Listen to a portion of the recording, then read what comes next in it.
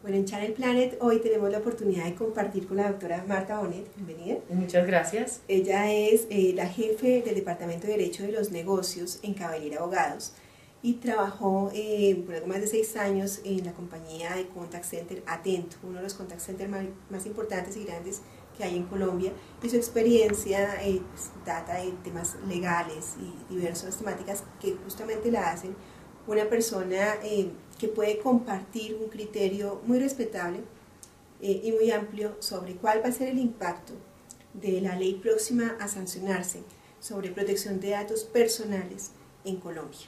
¿Cómo afecta esta ley la industria de los contact centers y algunos puntos en particular?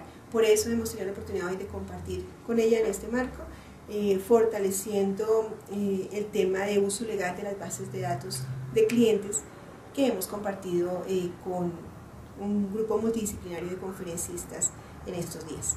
Entonces, bienvenida, doctora, muchas gracias por habernos acompañado, por haber aceptado nuestra invitación. Muchas gracias a ustedes por la invitación, muy amables. Muy amables. Vamos a escuchar entonces todo lo que la doctora quiere compartir con nosotros. La industria de los contact centers necesitaba una ley de habeas data para poder exportar servicios de contact center a la Comunidad Europea, específicamente a España. Y como en España existe una ley de protección de datos y una agencia de protección de datos, la única manera de que la industria colombiana pudiera exportar sus servicios a los españoles sin tener que hacer una cantidad de trámites adicionales era que Colombia como país estuviera homologado por la Comunidad Económica Europea como un país que tenía una suficiente seguridad de datos y que podía, por lo tanto, atender llamadas de España y recibir información de registros de usuarios de las empresas españolas sin que se presentara un riesgo para el dueño de los datos. La industria de contact centers ve la oportunidad, después que la Corte Constitucional dice que la ley anterior aplica solo para el sistema financiero, en sacar una nueva ley que permita que Colombia esté homologada por la Comunidad Europea.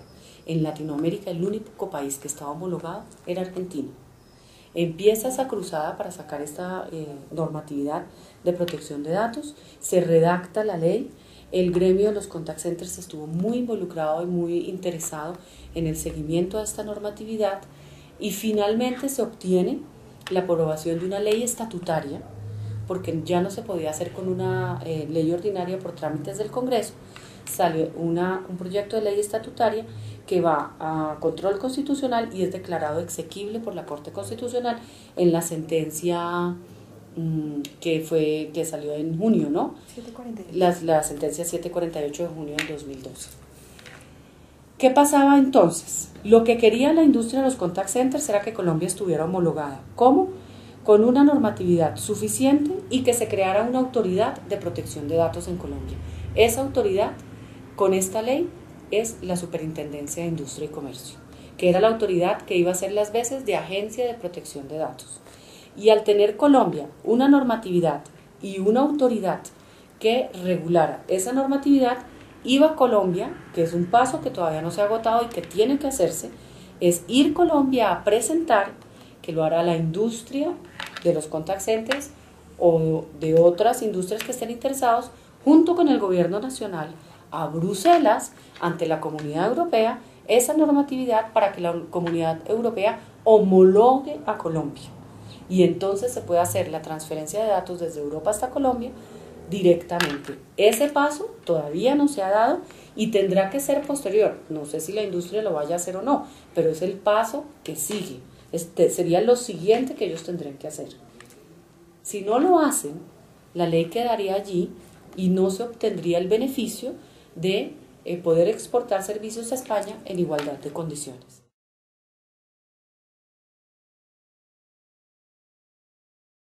Ellos lo hacen así. Para poder tú hacer esa transferencia de datos de España a Colombia sin la existencia de la ley de protección de datos, entonces lo que hacen las empresas colombianas es que crean una sucursal de su empresa en España, ¿sí? Esa sucursal en España es la que tramita allá y con el cliente tramitan las autorizaciones ante la Agencia de Protección de Datos española. Una vez se obtiene esa autorización, se inicia la transmisión de datos y la atención de los servicios desde Colombia, ¿sí?, al cliente que está en España con un contrato de prestación de servicios. Y la resolución de autorización de transferencia de datos la concede la Agencia de Datos española a la sucursal de la empresa colombiana que está en España, ¿sí? Entonces eso implica una cantidad de costos adicionales porque hay que contratar abogados en Madrid, hay que constituir sociedad, hay que estar constantemente viajando, ¿sí? Esas autorizaciones que otorga la Agencia de Protección de Datos española son públicas. Uno puede entrar a la página web de la Agencia de Protección de Datos española y puede ver todas las autorizaciones que se han otorgado en los últimos 2 o 3 años, no solo a empresas colombianas, sino a empresas de todas partes del mundo, ¿sí? Digamos que en ese orden de ideas la finalidad de esta nueva ley de protección o de habeas data era esa, para la industria de contact centers. ¿Sí? O sea, presentar a las organizaciones colombianas de contact center como un proveedor confiable para ese tipo de contrataciones que están autorizados y tienen las normas necesarias para manejar sus datos con tranquilidad. De no hacerlo, entonces esta figura de la sucursal. Ya la sucursal, sí, había que hacerla, había que ir a pedir las autorizaciones allá y muchas empresas colombianas no lo hicieron. Por eso la mayoría de las empresas que están haciendo exportación de servicios a España son empresas españolas que lo hicieron al revés, ¿sí?, que vinieron a poner en Colombia su sucursal, pero como la ley es que la sucursal tiene y está regida por la ley de la matriz, entonces estas empresas españolas, al establecer la sucursal en Colombia, la sucursal no es colombiana, esa es una empresa española en Colombia, ¿sí?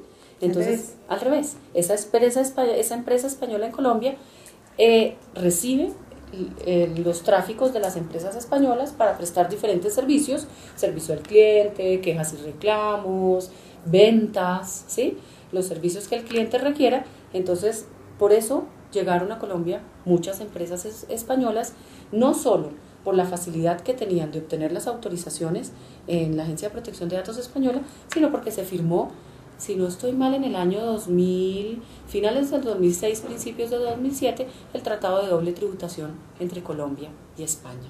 Y eso hacía que las empresas españolas que estaban en Colombia y ya no tenían que tributar doble en Colombia y en España, sino que se podían hacer los cruces de renta, sobre todo, para efectos de las declaraciones anuales de impuestos, ¿sí? Entonces se combinaron esos dos elementos y se dio vía libre realmente al negocio de exportación de servicios, que además va acompañado de otro elemento que fue clave y que ha sido clave, y es la exención de IVA en la exportación de servicios. Entonces, como que se conjugaron esas tres cosas, y las empresas que hacen exportación de servicios tienen exención de IVA y por supuesto los impuestos locales de ICA, tienen la ley de protección de datos y tienen mayor mercado porque atienden los tráficos de España aquí en Colombia. Un poco ese es como el panorama que hay. Y una ventaja grande para las compañías españolas es que la mano de obra en Colombia pues es mucho más económica que la mano de obra en España. Totalmente. Y la calidad del trabajo en Colombia, bueno, puede ser un punto de vista relativo, pero pues hay muchos estudios que indican que es bastante calificado el trabajo, la calidad de la mano de obra colombiana, y en ese tipo de servicios está muy bien posicionada respecto de otros países. Así es, y entonces nosotros competimos con la parte neutral del idioma, que tenemos un idioma relativamente neutro, que tenemos un ingreso per cápita muy bajo al año, que permite para ellos optimizar costos, que tenemos realmente buena conectividad, hay bastante facilidad para canales de voz y datos en cualquier parte de Colombia, entonces hay buena conectividad. Fíjate que las empresas españolas se han establecido en Manizales, en Pereira, en Medellín, en Barranquilla, en Bogotá, ¿sí? Han buscado la ciudad, en Cali, ¿sí? Han buscado mucho las ciudades intermedias para establecerse sin ningún problema de conectividad. Nosotros tenemos suficiente luz, entonces nosotros tenemos como todos los elementos, y adicionalmente tenemos otras ventajas competitivas que en este momento podrán ser circunstanciales y más adelante pueden ir cambiando, no tenemos sindicatos, tenemos una legislación laboral muy flexible que permite la contratación para estos centros de contacto masivos, tenemos unos altos índices de desempleo.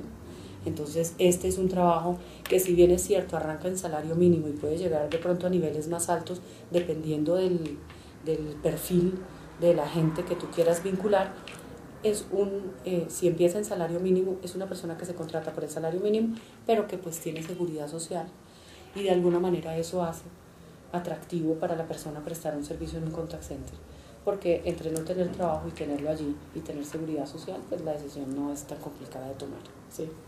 Entonces nosotros, esto es, digamos que tú cuando miras todo el conjunto de este negocio, la ley de habeas data es un granito de arena que se pone allí para conjugar todo el negocio, pero el negocio tiene muchos otros elementos para la parte de exportación de servicios que han sido claves para que se consolide en Colombia la inversión de los españoles, y siguen llegando muchos españoles a poner sus fábricas aquí de contact center, conjugando todos estos elementos que lo hacen mucho más ventajoso. Digamos que esa es como la parte macro que se ve del negocio, ¿sí? Ya en la parte específica, ya cuando tú entres a ver el detalle de la ley, las autorizaciones que van a pedir a nosotros los colombianos para que alguien pueda utilizar nuestros registros, puedan utilizar nuestros datos, nos puedan hacer llamadas de venta en frío y nos puedan llamar a decir, a ofrecernos productos, afecta ya no solo a la industria de los contact centers como tal, sino a las industrias que venden los productos en sí mismos, que son los bancos, las aseguradoras y todo aquel que vende a través de un canal telefónico. Porque finalmente el contact center lo que hace es recibir instrucciones de un cliente que quiere abrir un canal de venta telefónico. Puede tener venta presencial, puede tener venta en puntos de venta, ¿sí? Y además tiene un canal telefónico de venta. Entonces el cliente le dice al contact center, yo creo que usted me venda, y le doy una base de datos, y usted con esta base de datos haga el favor y la tramita y vende, ¿sí? Entonces el contact center recibe una base de datos, y en Colombia no existe una agencia que regule o que reglamente las bases de datos. Hay algunas entidades que venden bases de datos, pero realmente cuando uno sale a comprar una base de datos en el mercado es muy difícil de conseguir legalmente. Entonces el contact center recibe la base de datos y hace su trabajo, que es llamar.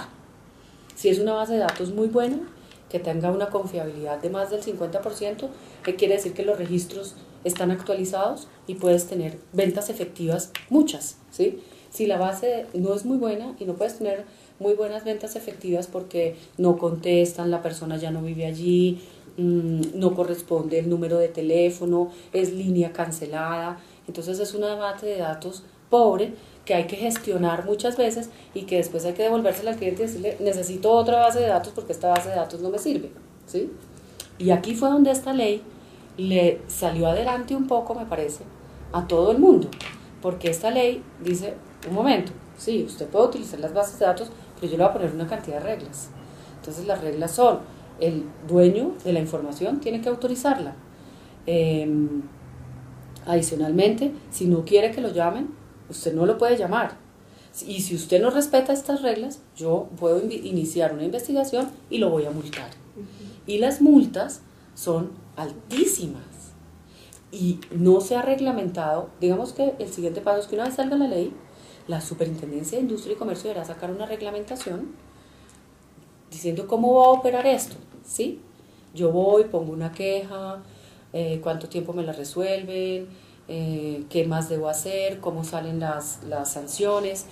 Debe haber como quién va a ser el superintendente delegado encargado de atender toda la parte de protección de datos, ¿sí? Y cómo va a funcionar realmente en la práctica este tema con la Superintendencia de Industria y Comercio. Todo eso falta.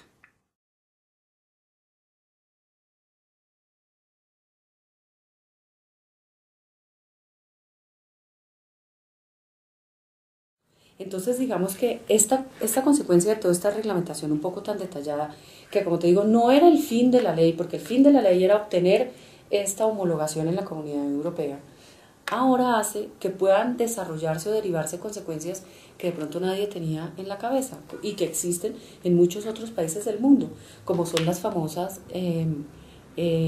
listas Do Not Call List, donde yo pueda decir a mí que no me llamen. Entonces la superintendencia podría en un momento dado decir, aquel que no quiera que lo llamen puede venirse y se inscribe en esta lista, y esta es una lista de no llamada, ¿sí? Y muy seguramente mucha gente se puede inscribir. Entonces, ¿qué quiere decir eso? Que se va a segmentar el mercado, un mercado que estaba completamente libre y que estaba completamente abierto, se va a empezar a volver más pequeño y se va a empezar a segmentar, y va a ser mucho más difícil colocar productos en una base de datos en frío, porque ya va a tener una cantidad de reglamentaciones y las personas lo van a saber. ¿Qué ha hecho el comercio para reaccionar a eso? Entonces el comercio inventa siempre algunos elementos que le pueden ayudar, da bonos, da regalos, hace rifas, da premios, ¿no? Si tú te inscribes en mi base de datos, participas en estos premios, o tienes derecho a descuentos, o tienes derecho a eventos, o tienes derecho a entrar en un club al que yo le puedo dar ciertos beneficios si ese club me permite que lo llame y me permite que le ofrezca mis productos, que es un poco lo que nosotros estamos empezando a ver, ¿no? En los grandes almacenes de cadena que están ofreciendo su propia tarjeta de crédito, que están ofreciendo como ciertas afiliaciones especiales, descuentos para grupos cerrados, ¿sí? Ya uno lo está viendo, por ejemplo, en almacenes grandes que dicen, este fin de semana hay descuentos para este grupo cerrado mío de clientes y para los demás no, ¿sí? O hay menos descuento pagando con otro medio. O hay menos descuento pagando con otro medio de pago. Entonces ya le están empezando a decirle a la gente, venga a unirse a mi grupo y yo le doy beneficios, que será para donde va seguramente a avanzar nuestra industria. Un esfuerzo grande de fidelización de clientes. Exactamente, va a ser un esfuerzo grande de fidelización, y además sí va a ir acompañado de alguna manera de un esfuerzo por tener bases de datos cuyo origen realmente esté reglamentado. Porque hoy en día en cualquier momento uno pone sus datos y sin saberlo está llegando a muchas bases de datos y uno no sabe a dónde, ni a cuáles, ni cómo las van a utilizar realmente. Sí, realmente a veces pareciera que hay algunas compañías muy serias para manejar la información, pero hay otras compañías de pronto por falta de seriedad, por falta de conocimiento, o sencillamente por ese ánimo de hacer algo extraordinario, y entonces venga los dos, hagamos una alianza, usted vende ropa deportiva, yo vendo bebidas hidratantes, hagamos tal campaña juntos, los datos suyos me los dan y los datos míos. Exactamente. Entonces es un poco informal, ¿no? Exactamente.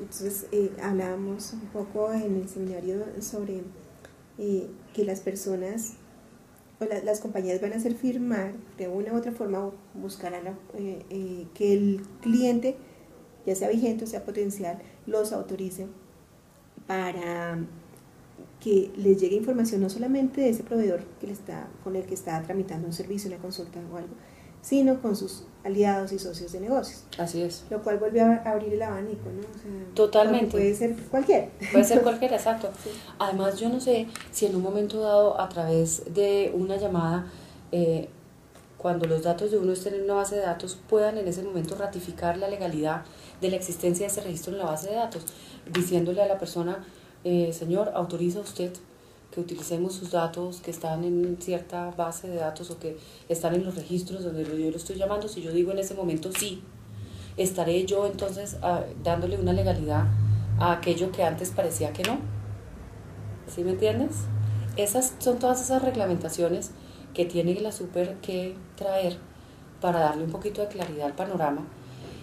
Y yo pienso que finalmente, en el fondo, el contact center, que tiene buena parte de su negocio en ventas, ¿sí? Porque es buena parte de los negocios y son campañas rentables, porque las ventas son siempre rentables, seguramente podrá haber menguado un poco su negocio dependiendo como la industria que vende pueda darle bases de datos, porque ya la venta a riesgo puede convertirse en que sea el contact center el que empiece a hacer sus propias bases de datos también y a buscar que sean legales, porque si a mí me contratan para que yo venda a riesgo, es decir, yo no te doy nada, tú vende, busca tú tu base de datos, busca tú tu población a la que puedas vender, pero si haces ventas, yo te pago X plata, ¿sí? Hoy tendrían que estar autorizados para usar los datos de esa base de datos que están levantando para cualquiera de sus clientes. Para cualquiera de esos eventos. Ahora, yo pienso que también con este registro nacional de datos que establece también la ley, se van a abrir oportunidades de negocios. Yo creo que van a nacer en Colombia empresas dedicadas exclusivamente a integrar bases de datos con autorizaciones de las personas y a comercializarlas en el mercado.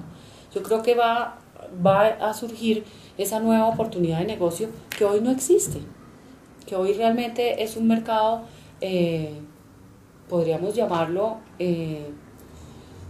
subterráneo de alguna manera, ¿no? Porque cuando uno necesita conseguir datos o bases de datos, efectivamente las venden, pero sin ningún respaldo legal, ¿sí? En este momento, no sé si la Cámara de Comercio las sigue comercializando. Ellos iban a entrar en unas disposiciones especiales, pero por ejemplo esas son bases de datos que se consideran públicas, son bases de datos de las empresas. Exacto, que están registradas en determinada ciudad, las bases de datos que están en el directorio telefónico y que son públicas. Ajá. Y estuvimos analizando en el seminario las políticas de privacidad de las redes sociales, de Facebook, de Twitter, de LinkedIn, y nos dimos cuenta que prácticamente casi que todos dicen, si usted colocó sus datos acá, prácticamente son públicos. Ellos le dan la oportunidad a las personas de que establezcan un marco, nos dan la oportunidad de establecer unas condiciones de seguridad. Pero si yo quiero que mi perfil profesional lo vea todo el mundo y doy clic, en ese momento empieza a ser público. Sí. Si yo soy usuario de Facebook y quise jugar alguna aplicación o participar en algún concurso, esos datos míos los va a tener quien está haciendo la publicidad o ese tipo de juego o de reto en Facebook. Así con todos. En Twitter, pues, más público que eso, pues, que todo el mundo sabe. Y eso es peor, claro, eso es peor porque eso entra para todos tus seguidores, no va en un contacto uno a uno. No, la mayoría son públicos, la gran mayoría, porque justamente lo que busca la gente es que la escuchen, es protagonista en algún círculo, entonces quiere emitir su punto de vista, entonces no solamente se sabe quién es, sino qué piensa. Exacto, ¿sí? Así es. Y también son públicas, entonces creo que hay maneras de empezar a construir muchos temas allí, pero me imagino que si hay compañías que se dedican a, venga, yo le construyo la base de datos y yo la vendo, lo que no hacen es construirla con la autorización de nadie. Exactamente. Todos los elementos. Exactamente. Listo, mis datos yo los puse en Facebook, y ahí están públicos, pero no le he dado la autorización para que me llame el banco XX a ofrecerme eso. Exactamente. Entonces empieza a ir una divergencia para las organizaciones, un gran reto. Mis datos son públicos, pero yo no he dado ninguna autorización para que los usen. Exactamente. Mírenlos. Sí. Exactamente, así es. Y yo no sé si de pronto la Super de Industria y Comercio se vaya a ocupar del tema de las redes sociales, si vaya a hablar de cómo manejar los datos o los registros de las personas que están en las redes sociales si no hay la autorización, ¿no? Habría que ver cómo lo están haciendo en países como España, por ejemplo, que tiene una normatividad tan estricta, puesto que pues, las redes sociales son globales. Claro, entonces allá ya tuvieron que haber hecho algo o no haber hecho nada al respecto. Sí, así es. Yo creo que pues, las redes sociales van a ser una evolución necesaria para, y de hecho ya lo tienen que estar haciendo los contact centers, porque ya el contacto telefónico es absolutamente insuficiente y el contacto a la gente y masivamente tendrá que ser también a través de redes sociales. Y es muy difícil, ¿no? Es muy difícil. El contacto telefónico cada vez es más difícil, la gente se mueve mucho. Exacto. Normalmente la llamada fácil, entre comillas, es al fijo, ¿sí? Sí. Pero nunca están. Sí. Y al celular, pues, supone que el celular es muy personal, ¿no? Sí. Entonces, es también conseguir esa autorización para que yo lo pueda llamar al celular. Exactamente, ¿sí? Porque es otro medio de contacto. Sí, que debería ser como el paso, la transición natural de la llamada. Ya no lo puedo llamar al fijo, ahora lo puedo llamar al celular. Así es. ¿sí? Entonces, no a todo el mundo le gusta que lo llamen al celular. No, y es complicado. Yo pienso que todavía en esto es todavía muy preliminar. Yo pienso que falta todavía mucho trabajo y va a estar, realmente el éxito va a estar un poco en el trabajo que haga la Superintendencia de Industria y Comercio y la forma en que perfile cómo va a ser el enfoque que le va a dar a los usuarios que va a supervisar amparándose en la ley. ¿Sí? Yo entiendo que la industria de los contact centers todavía no tiene una posición, digamos, formal como gremio al respecto, y no lo hará hasta que la ley no sea sancionada. Seguro. Pero sí, personas vinculadas al análisis de la ley desde el punto de vista jurídico indican que prácticamente la finalidad y que los contact centers tienen la claridad de que su finalidad ahora es pedir esa autorización. Sin embargo, los contact centers son encargados de la información, no responsables de la información. Cierto. Si la entidad financiera, la entidad de seguros, el establecimiento de comercio quieren que alguien les maneje, ya sea ventas, como hablábamos, o servicio al cliente, o soporte técnico, recuperación de cartera, que son prácticamente los pilares de servicios, el responsable sigue siendo la entidad, ¿sí? No es el contact center. Cierto. Entonces, entonces en ese momento posiblemente se bajen un poco los contratos mientras ellos llegan a tener esas autorizaciones. O sencillamente lo hacen desde el punto de vista contractual, donde el contact center dice, yo soy el encargado, no soy el responsable, y yo confío, usted me garantiza que la información que me está dando tiene la autorización de las personas. Y en caso de que no fuera así y llegase a haber una investigación y consecuentemente una multa, usted será responsable de pagar los valores que la autoridad señale por la multa que imponga por la no autorización en la utilización de los registros. Así se hará en los contratos y tendrán que incluir necesariamente en los contratos de prestación de servicios esa cláusula, trasladando la responsabilidad a aquel que les suministre las bases de datos, que es un poco lo que ha pasado hoy con la parte del consumidor, que con la nueva entrada de la ley del consumidor, entonces también yo vendo sus productos o les sirvo de canal de venta, pero las responsabilidades frente a las devoluciones, a las garantías, etcétera, son suyas. Y si llega a haber una sanción por una demora en una queja, en un reclamo originada en un producto y la Super de Industria y Comercio es quien sanciona, usted deberá hacer cargo de la sanción. Ese va a ser necesariamente una inclusión nueva en los contratos. Sí.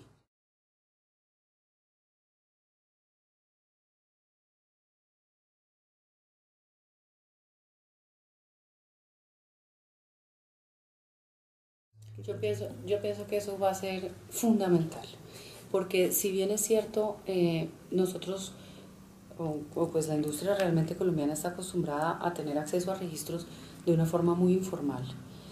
Pienso que eso no solo va a ayudar a que realmente se reglamente quién tiene las bases de datos, sino que yo también tenga mis seguridades para que las personas que tienen acceso a las bases de datos que yo les estoy mostrando no las puedan copiar, no las puedan vender, ¿sí? No puedan bajar los registros. Yo también tendré que implementar nuevos procesos, tendré que implementar nuevas seguridades que realmente permitan asegurar que las bases de datos son un activo importante y que debe haber una confidencialidad completa de las personas que están teniendo acceso a esa base, porque yo creo que quienes venden hoy por hoy en la informalidad los registros de las bases de datos son todas las personas que tienen acceso a ellas y que de alguna manera encuentran la forma de copiarlas, de transcribirlas y de venderlas, ¿sí? Entonces, si yo tengo acceso a una base de datos por la circunstancia de mi trabajo, yo creo que la empresa se va a preocupar mucho más en que esa base de datos yo no la pueda utilizar y no la pueda copiar y asimismo no pueda alimentar ese mercado informal de registros que hay. Entonces pienso que el impacto va a ser por todos lados, va a ser por el lado de buscar mecanismos para que las personas autoricen a que sus registros sean utilizados, buscar mecanismos para proteger los registros que yo realmente a los que tengo acceso o los que de manera legal voy a poder utilizar, ¿sí? Y buscar de alguna manera también otros mecanismos que me permitan siempre asegurar la confidencialidad de toda la información que estoy manejando, que hoy finalmente es algo muy etéreo y algo muy intangible, ¿sí? Y pues nadie finalmente termina haciendo la parte penal. Entonces pienso que se va a robustecer un poco todo ese tema de los datos mucho más. Y eso puede redundar en beneficio de Colombia finalmente, ¿no?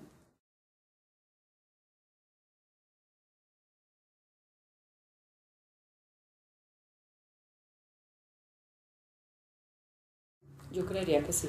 Como en todas las industrias hay capas y hay datos más sensibles que otros, creería que una recomendación podría ser esa y otra recomendación podría ser tener campos bloqueados que no permitieran de alguna manera entregar toda la información del registro que se está trabajando en ese momento. Ya los bancos han avanzado mucho en eso y, por ejemplo, el agente tiene acceso al nombre del tarjetaviente, pero no tiene acceso al número de la tarjeta, sino a los 2 últimos dígitos o al código de seguridad. Lo mismo pasa con las cuentas corrientes, no tienen acceso a todo el número de la cuenta, sino a ciertos números, ¿sí? Para evitar precisamente que puedan tener acceso a toda la información. Pienso que esa también va a ser una herramienta a tratar de segmentar los registros y dejar solo la información mínima, básica, que tenga la persona que va a hacer la gestión para que pueda hacer su gestión, pero que no tenga más información que esa. Yo creo que limitar la información, segmentarla, fraccionarla, va a ser uno de los elementos importantes, porque creo que el teletrabajo es una filosofía buena, es una filosofía importante en una ciudad tan grande como Bogotá, donde la gente tiene que estarse transportando 2 horas, 2 horas y media, estar en la casa y prestar los servicios desde la casa. Yo creo que va a ser una buena oportunidad para estas empresas de contact centers, yo creo que sí, e incluso podrían hacerlo no desde la casa, pero por ejemplo en un barrio podrían hacerlo desde salones comunales, por ejemplo, donde la gente no tuviera que irse hasta la empresa, pero que pudieran hacer como satélites y hacer salones comunales y la empresa venir a esos salones, los trabajadores venir a esos salones comunales y desde allí trabajar y que fueran salones comunales del barrio. Y se pueden inventar cosas así, incluso si no son salones comunales, en los colegios, por ejemplo, ¿sí? En jornadas adicionales, en locales que pueda establecer la empresa, pero que sean dentro del barrio de Soacha, de no sé, ¿sí? De barrios en la periferia y satelitales donde la gente ya no tenga que transportarse 2 horas, sino 15 minutos hasta el lugar donde hay ese satélite para hacer teletrabajo. Allí va a haber mucho por desarrollar y puede haber muchos acuerdos con muchas incluso entidades del Estado que pueden estar interesadas en ayudar a que esos satélites se constituyan, como el SENA, por ejemplo. Entonces allí va a haber mucho y yo creo que el truco va a estar allí en que las bases estén suficientemente fraccionadas y segmentadas para que la información esté realmente controlada.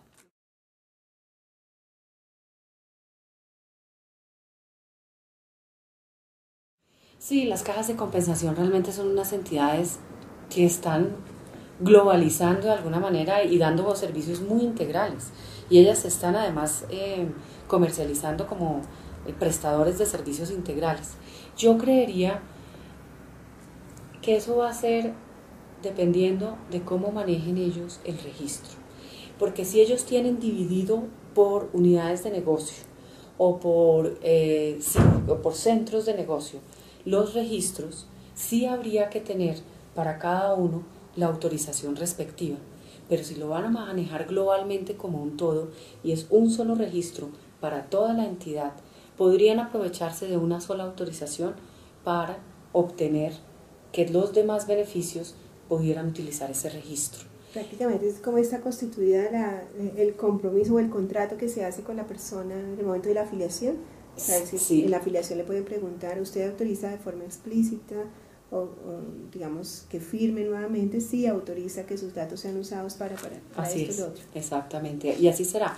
Pero con un contexto que yo creo que puede ser interesante es que finalmente la caja de compensación es una entidad que forma parte de los famosos parafiscales.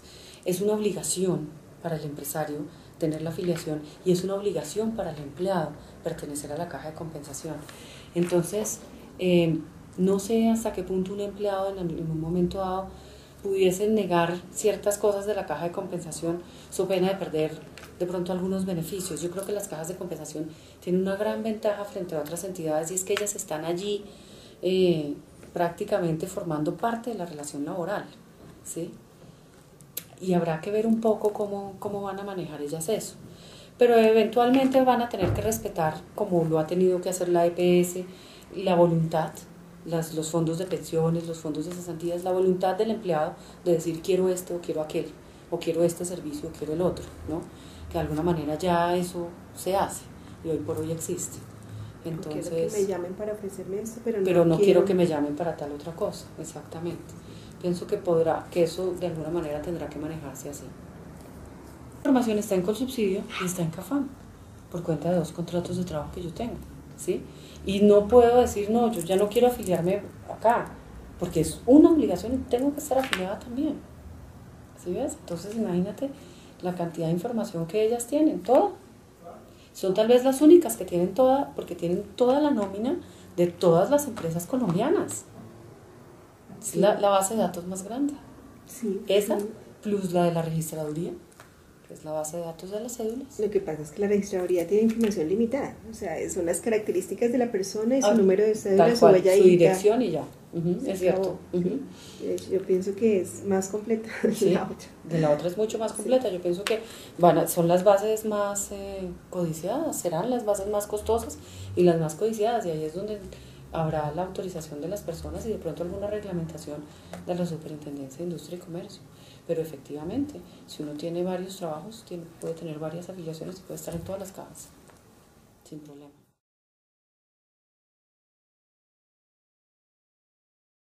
Esto también debería cambiar. Fíjate que eso es tan sensible que las EPS han logrado exigirle a los usuarios y obligarlos a entregar las hojas de vida, las historias clínicas, para autorizarles ciertos tratamientos, para autorizarles ciertos medicamentos y en fotocopia. Entonces uno tiene que pedírsela a la clínica o al hospital o a la entidad de salud que lo haya atendido, las copias de su historia clínica, entregárselas a la EPS, y uno no sabe realmente las EPS dónde las custodia, cómo las guarda, quién tiene acceso a esas hojas de vida, a esas historias clínicas, porque uno como usuario no lo tiene. Y uno a veces en el afán, porque la salud también siempre trae cierto afán, no tiene tiempo a poner una tutela para obtener el beneficio de salud a través de la tutela y no cumpliendo todo ese trámite de pasando una cantidad de papeles. Y la gente lo hace. Entonces yo creo que ese es un tema que está además de moda, es una de las discusiones que tiene el vicepresidente ahora, ¿no? Que él no ha revelado su historia clínica y no es pública su historia clínica. Y entonces dicen, entonces tenemos que hacerle exámenes para ver usted qué tan enfermo está, ¿no? ¿Sí? Y es un tema que está completamente vigente, y pienso que debería tener alguna injerencia también aquí, porque ese también es un dato privado que debería tener alguna reglamentación y que la super debería de alguna manera hablar de él, ¿sí? Porque si bien eso es un registro donde está mi nombre, mi dirección, mi teléfono y mis enfermedades, es lo mismo, es un perfil mío, ¿no?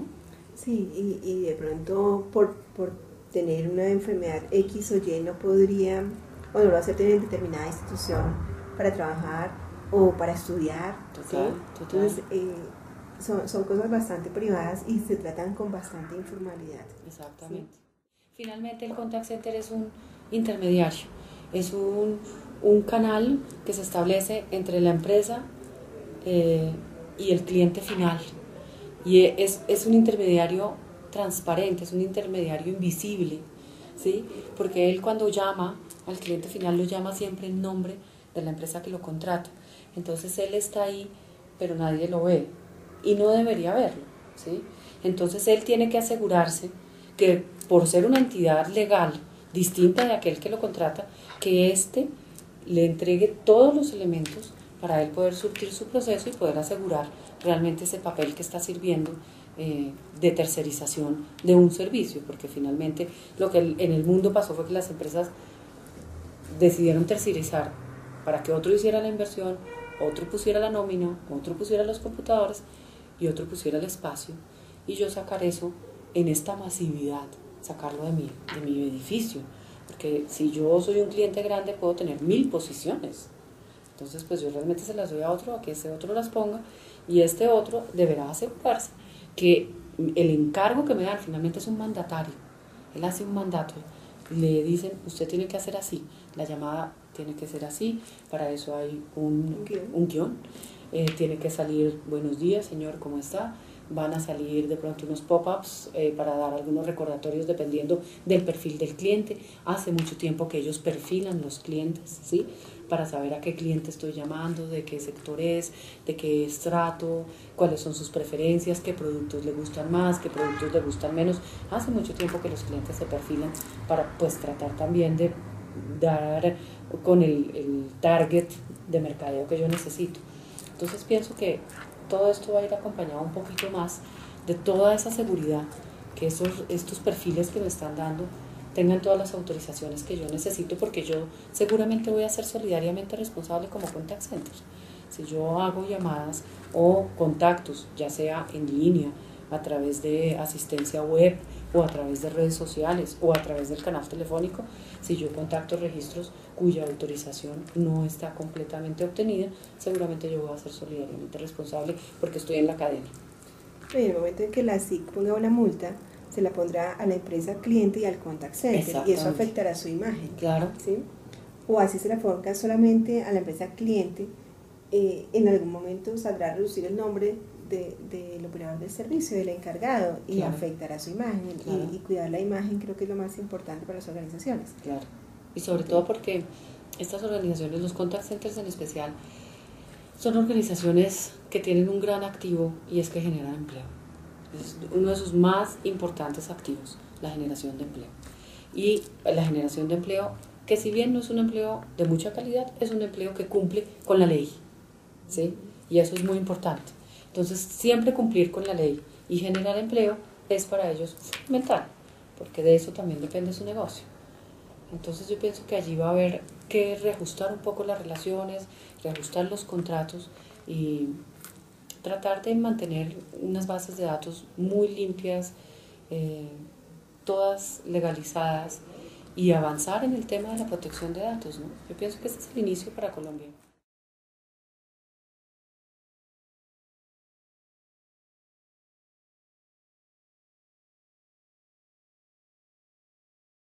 Puede ser, la grabación puede ser un soporte donde yo he autorizado que utilicen mis datos. Yo pienso que la grabación será.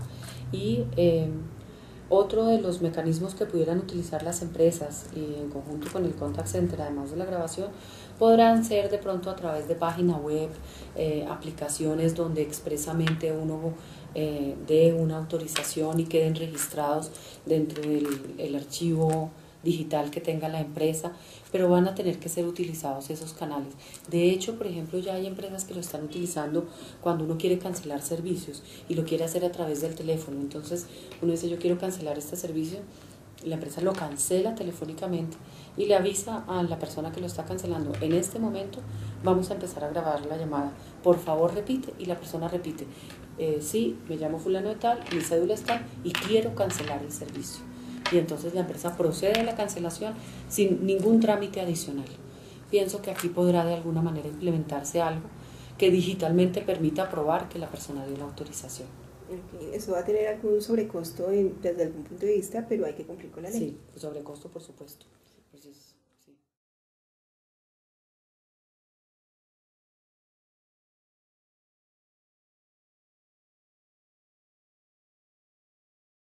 Yo creería que por tanto tiempo cuanto el dueño de los datos quiera estar vinculado a esa base de datos, porque ahí podríamos entrar un poco en las famosas cláusulas de permanencia y estas obligaciones que muchas empresas durante años le impusieron a los ciudadanos. Si usted quiere mi producto, tiene que comprarlo y permanecer durante tanto tiempo. Y con renovación automática y con débito automático, bueno, 1000 cosas.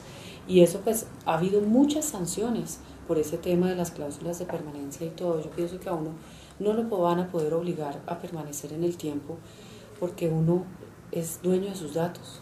Yo pienso que el mecanismo estará en que yo me registre en una base de datos hasta que yo quiera estar registrada, y el día que yo ya no quiera estar registrada tendría que hacer algo, como cuando yo quiero cancelar una línea telefónica y llamo y digo: ya yo no lo quiero más. Entonces yo tendré que llamar y decir: señor, yo ya no quiero estar más en su base de datos, y ellos tendrán entonces que tener un mecanismo para probar que yo llamé y dije que no quería estar en una base de datos, o tendrán un mecanismo para ofrecerme No, mire, quédese que vamos a rifar una isla y le vamos a dar a usted la oportunidad de participar, ¿sí? Pero yo creo que tiene que ser una cosa realmente libre para el usuario y que el usuario pueda pertenecer a la base de datos sin obligación alguna y no en un tiempo X. Y sin ninguna obligación. Aquí el punto De es permanencia. fidelizar. Yo creo que el gran reto para las organizaciones es Exactamente. Fidelizar, dar incentivos, mantener a la persona interesada en pertenecer a esa base de datos, y yo creo que ahí va a estar el reto, ¿no?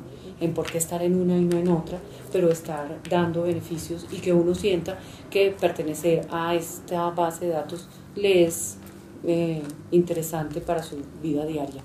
Yo creo que ese va a ser el reto, sí.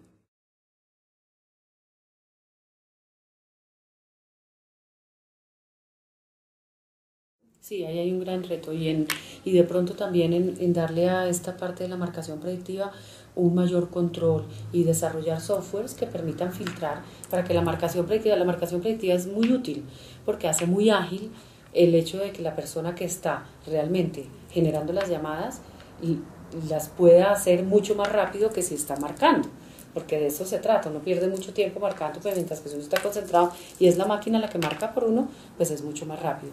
Pero pueden optimizar esa herramienta para que realmente haya desarrollos de software que tengan el soporte de las autorizaciones y con ello pues hacer productivo el contact center, porque la marcación predictiva lo que lo hace es productivo y asimismo se respete la normatividad de la Ley de Protección de Datos. Yo creo que sí.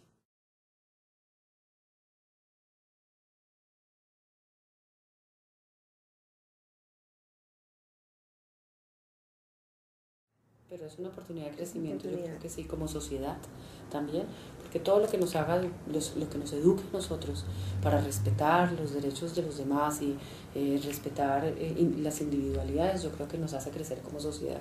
Y yo creo que no lo veremos de pronto en los próximos 2 o 3 años, pero de pronto en la próxima generación será una generación más respetuosa y más educada. Todo eso finalmente va por la educación, ¿no? Entonces yo creo que todas esas lecciones para nosotros son buenas. La industria se va acomodando, yo estoy segura que las industrias se van a ir acomodando y van a ir encontrando la fórmula de seguir comercializando sus productos y de obtener las autorizaciones y de fidelizar y de ofrecer muchas cosas para que la gente quiera pertenecer a sus bases de datos. Pero yo creo que sí nos va a educar como sociedad y finalmente será para beneficio de todos. Yo creo que sí.